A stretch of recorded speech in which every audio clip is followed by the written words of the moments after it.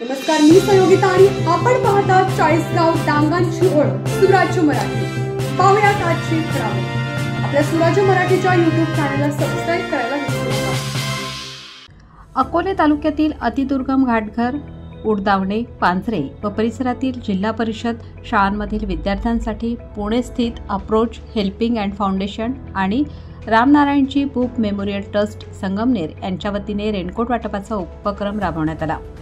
या भागात जोरदार पावसामुळे लहान मुले अर्धवट भिजून शाळेत पोहोचतात, दप्तरही ओले होते आणि कधीकधी वर्गच बुडतात। या समस्येची जाणीव ठेवून संस्थांनी घाटघर, उडदावणे, पांजरे, शिंगणवाडी, राजवाडा, मुरशेत, बांगरवाडी, धारवाडी या 20 शाळांतील एकूण 600 विद्यार्थ्यांना नवे कोरे रेनकोट वितरित केले। रेनकोट मिळाल्याने मुलांच्या चेहऱ्यावरील आनंद ओसंडून वाहत होता।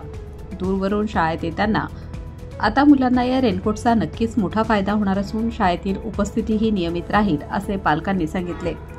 मागील वर्षी दिलेल्या रेनकोटमुळे मुलांना मोठा दिलासा मिळाल्याचे लक्षात घेऊन यावर्षी पुन्हा हा उपक्रम राबवण्यात आला।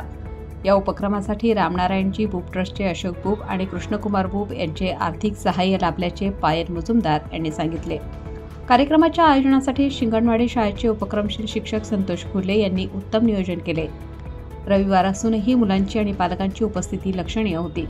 याप्रसंगी शाळेचे मुख्याध्यापक मिलिंद कोकतरे, शिक्षिका शकुंतला आवारी, गोरख गांगड, मच्छिंद्र सुकटे, मनोहर आढळ, राजाराम खाडगीर, एकनाथ लांघी, ठकुबाई लांघी, किरण धांडे यांच्यासह अनेक शिक्षकांनी मेहनत घेतली।